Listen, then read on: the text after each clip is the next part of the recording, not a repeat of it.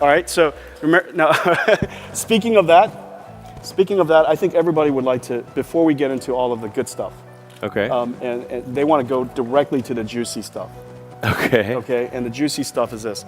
Look, you know, you were quoted as a saying that artificial intelligence is more dangerous than nuclear weapons.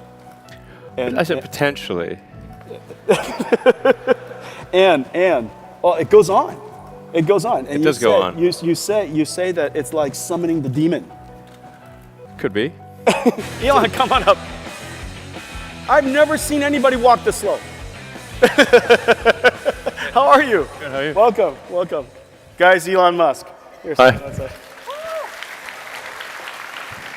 Now, you know, we made it a point not to rehearse anything, and so I just want to just as a reminder, you're my last thing. Okay. Okay, could you not ruin the whole thing? All right. All right. So remember now. Speaking of that, I think everybody would like to, before we get into all of the good stuff. Okay. And they want to go directly to the juicy stuff. Okay. Okay, and the juicy stuff is this. Look, you know, you were quoted as a saying that artificial intelligence is more dangerous than nuclear weapons. And I said potentially. And well, it goes on. It goes on. And it does go on. You say that it's like summoning the demon. Could be. How do you consolidate, rationalize the conflict between artificial intelligence, of course, deep learning that obviously is going to be very important to self-driving cars? How do you think through that?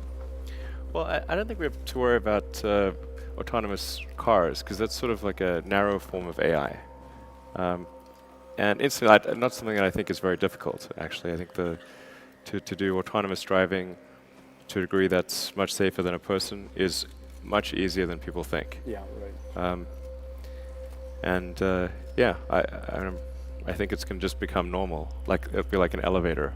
Like they used to have elevator operators, and then we developed some simple circuitry to have elevators just automatically come to the floor that you're at, and you can just press the button.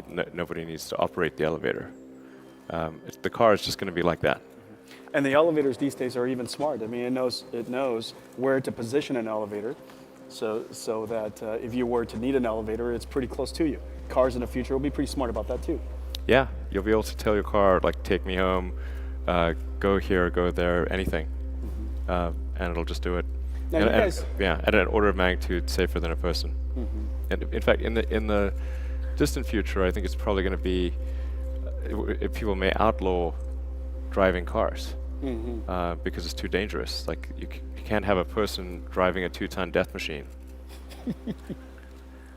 Now, if we have the right type of intelligence in a car, we also don't have to make the cars that heavy. I would think. You know, cars are getting heavier and heavier, and it's got more and more stuff in it because it needs to survive all these incredible collisions and things like that. I wonder if we were to design cars that just simply don't collide as much. I wonder if we could relax on some of those laws and make cars more fuel efficient and lighter and better to drive. You could definitely do that. If you could count on not having an accident, then you can get rid of a huge amount of the crash structure and the airbags. We're a long way from that because there's always going to be for a very long time there'll be some amount of legacy cars on the road. And I think it is important to just appreciate the size of the automotive industrial base. Like, it's not as though like when somebody makes an autonomous car that suddenly all the cars will be autonomous. It's like there's 2 billion of them. Okay, so the total number of cars and trucks on the road is 2 billion and climbing. The capacity of car and truck production is about 100 million a year. So if tomorrow all cars were autonomous, it would take 20 years to replace the fleet, assuming the fleet stayed the same size. Arguably, it could get smaller if things are autonomous. But still, it's still maybe 15 years or something, and it's not all going to transition immediately. It'll take quite a while. So, and it's the same for electrification of cars. Changing that industrial base to be electric. I mean, if all cars were suddenly, if all cars produced were electric tomorrow, it would still take 20 years to replace the fleet. and right now it's less than 1%. So now you mentioned just now about self-driving cars being easier than people think. Now you have your vision of how to go from where we are today. Now my P85D has lane detection, and so it gets a little bzz, when I get close to a lane. Yep. It detects the speed signs, and then uses computer vision technology to do that. And that's today's ADAS. What is your roadmap? How is that different than other people's roadmap? How do you think about how to get to self-driving cars? Yeah, well, you kind of need the hardware foundation, the sort of sensor and computing foundation, and then you can keep uploading new software. At least you can with a Tesla, because it's always connected. So the car that you have, you'll notice like the features are steadily improving. We now have active cruise control, so it'll use radar and camera fusion to track the car in front of you. It's also looking at with some of the things that are coming out. It looks at the brake lights, so it anticipates that the brake lights are active. It's going to get basically smarter and smarter, even with the current hardware suite. So the current hardware suite is 360-degree ultrasonic sensors that go up to about just over 5 meters. It's a forward camera and a forward radar. So we'll make, even with just that sensor suite, we can actually make huge progress in autonomy. We can certainly make the car steer itself on a freeway and do lane changes. It's really, autonomy is about what level of reliability and safety do you want? Even with the current sensor suite, we could make the car go fully autonomous, but not to a level of reliability that would be safe in, say, a complex urban environment at 30 miles an hour, where the lane markings aren't there and children could be playing and things could be coming at you from the side. So in order to solve that, you need a bigger sensor suite, and you need more computing power. And I think what you're doing actually with the Tegras in the future is super interesting, and will really be a big enabler for autonomous driving. So I think NVIDIA is doing really great stuff on that front. I appreciate that. Yeah. And so some of the challenges that you see, what are some of the technological hurdles and there's all kinds of researchers in the room, there are all kinds of engineers in the room. What are some of the technological hurdles that you think are really important for us to go tackle? Surely we're going to get to some better cruise controls on highways. But beyond that, what are some of the things that you would like us to go focus on to tackle for the car industry? Well, where it gets tricky is just is that sort of urban environment around 30 or 40 miles an hour. So like right now, it's fairly easy to deal with, say, things that are sub 5 to 10 miles an hour, because we can do that with the ultrasonics. We just make sure it doesn't hit anything. Right. Because you can always. Which is the right thing to do, largely. Why would you want to hit anything with your car? Yeah, exactly. So at 5 to 10 miles an hour, you can stop within the range of the ultrasonics. And then from, let's say, 10 miles an hour to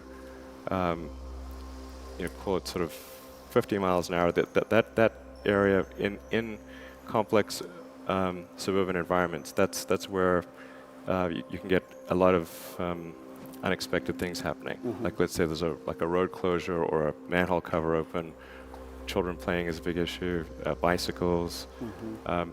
Once you get above 50 miles an hour and you're in kind of a freeway environment, then it also gets easier again. Like the set of possibilities is much reduced. So highway cruise is easy, low speed is easy, intermediate is hard. And so being able to recognize what you're seeing and make the right decision in the suburban environment in that 10 miles an hour to 50 mile an hour zone is the challenging portion. But I really think I almost, this may sound a little complacent, but I almost view it as like a solved problem. Like, we know exactly what to do, and we'll be there in a few years. Right. Just like Mars. But that's kind of that's kind of the spirit of innovators. I mean, in a lot of ways, in your mind, you kind of see things solvable. or arguably solved, and a lot of it is really about getting there. Yeah, we'll take autonomous cars for granted in quite a short period of time. It's amazing how comfortable you get and how quickly you get comfortable with it. Now, what about government policies? Like, one of the things that I would like to do is I would just like to keep working on my email as I'm driving to work. Sure. You know, there's a 30. Some people do that already. Like I said, I would like to do it without breaking the law. Oh, yes. Okay. So where do you think government intervention falls in some of this stuff? Because, you know, obviously, if your car drives by itself and it does it even better than people, you would like it to drive by itself. But largely, the laws don't allow you to do that today. Right. Absolutely. So how do we cross that bridge, and how do you think about government intervention regulations? Right. So I think it'll be from the point at which a car is definitely safer than a person. There's probably at least another 2 or 3 years after that before regulators will allow that to be the case, because they will want to see a large amount of statistical proof that it's not merely as safe as a person, but much safer. So I think what you can do is you can run it in shadow mode, and essentially say, okay, this is what the computer would have done in all these circumstances, and was there a crash or was there not? Like, what are the false positives, false negatives? And then, to achieve a large population group, and then make a really clear statistical argument with the regulators, and then they're going to digest that, observe it for a while, see if they agree with it, and then I think they will, because the evidence will be overwhelming. Yeah, and the evidence is actually already quite overwhelming. That if you would have noticed a brake light in front of you on the highway and you didn't crash into it, rear-end collision, right, a lot of lives are saved. You know, ideally, hopefully, people don't overreact with this unknown technology, and prematurely regulate. No premature regulations. I mean, regulate. That was a joke. I think when it comes to public safety, I think there's an argument for being, quite cautious and making sure that things are okay before there's a change. I mean, I don't think it's the case that right now there's a fully autonomous system and regulators are not approving it. That could really be a substitute for people, but there will be in a few years. Now, as we get more computerized technology into these cars, and this car becomes really a software-defined car. I mean, a lot of your engineers are software engineers. I mean, that's one of the great things about Tesla. You guys, right here in Silicon Valley, you're rich with software engineers, and you've that computer sensibility about architecting a computer properly, designing the software properly, designing the software for many generations of cars so it refines and gets better and better. And it has been getting better. I mean, the software from the first time you sent me my Tesla to the now, it's just like it's unrecognizable software. Right. Big improvements. I mean, that's why the first thing we try to do is establish the hardware platform, make sure that we have the sensors and compute power, and so we do that first, even though the software is only taking advantage of a small percentage of the sensors and compute power. And then we do continuous updates to make the car more and more capable. And we're going to see a lot of that happen later this year. If I didn't have an announcement on Thursday morning, I would be saying a lot more, but yeah. The audience doesn't understand why they have to wait until Thursday morning. You tweeted it already. You're announcing you're going to do an OTA. What kind of announcement is that? I'm going to do an OTA on Thursday. That's like a new product announcement these days. It's just that, it's just saying that there's going to be a call on Thursday morning, and I'll describe what's going to be in version 6.2 for anyone who's interested. That's so awesome, though. I'm interested. I get excited every time I get an OTA. And it's, one of the things that was really interesting is, in the beginning when we first built the first Tesla together, the Tegra in it, we thought was more than enough. And recently you said, can we just squeeze more performance out of that platform? And it just happened in literally 2 years. Several versions of your software updates, all of a sudden the computing platform is not powerful enough. Right. And it's because you want to add more features, and a lot of features these days are based on software. True. Yeah. And so one last question, and it has to do with, I guess, something that a lot of people are very concerned about, which is your car becomes a software platform, and software platforms get hacked. How do you think about that? How do you think about security, and what are some of the things that we could do to try to make the car more resilient to security attacks? Yeah, I think that becomes really important when the cars are fully autonomous. I mean, the way the cars work right now, every system in the car, it's assumed could actually have a mechanical failure of some kind or a logic failure, a fundamental logic failure. So you can always overwhelm the braking of the car with your foot, and you can overwhelm the steering wheel with your hands. So, but when there isn't a steering wheel or there isn't, brake pedal or something like, many years from now, then it's really dangerous, because, but even as it is right now, what we spend most of our time on is making sure that it's very difficult to do a multi-car hack. Like if you have direct access to a car, just like if you've got direct access to a computer or even a conventional car, you can do a lot of things to it. But that's less of a concern than somebody being able to hack an arbitrary car or multiple cars. So that's what we focus our energy on, is making sure that in that ways it's a lot like a cell phone or a laptop. You focus on making sure that they can't, or that it's very difficult for there to be any kind of system-wide hack. So we put a lot of effort into that, and we have third parties try to attack it. And then certain parts of the car at the very fundamental level, like the drive unit controller or the steering controller, have an additional level of security. So somebody may be able to, hack something that's cosmetic, but it's much harder to hack something that's actually physically dangerous. There's multiple levels of security. Yeah, and so this way, if you were able to penetrate maybe the infotainment system, it doesn't allow you quickly as a result of that. Right. I mean, it may display a funny message or something, but you would not be able to then control the steering or the motor. Yeah.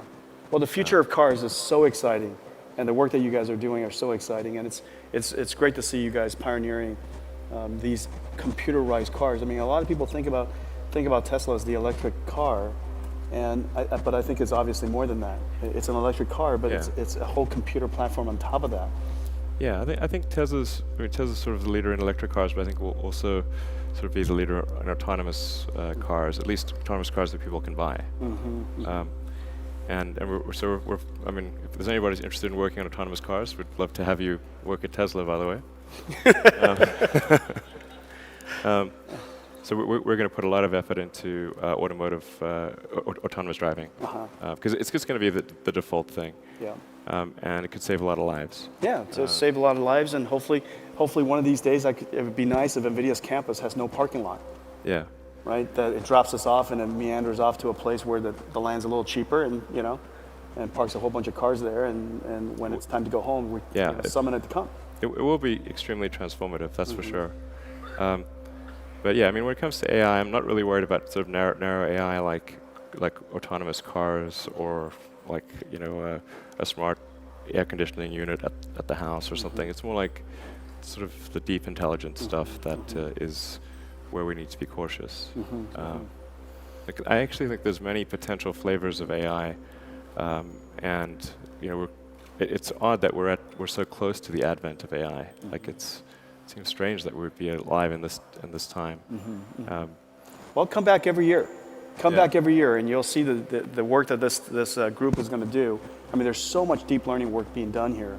You have a lot of engineers here as well, and it's fantastic to see the whole community focused on advancing this field. And along the way, we're going to spin off a whole bunch of new capabilities, as you know, that's going to make cars just safer and more fun to drive, long before we have to get to essentially a self-driving car. Right. There's going to be a lot of versions along the way that's just going to bring joy to a lot of people. Yeah, absolutely. I just hope there's something left for us humans to do. Well, I'm not going to let go of my steering wheel. I've got mine on the craziness mode and Insane the sport mode, steering mode. Is that the way you have it? How do you get driven to work now? No, I drive half the time, actually. And which mode do you have it in? I always have it in insane mode. Yeah. All right. All right, Elon, thank you. All right.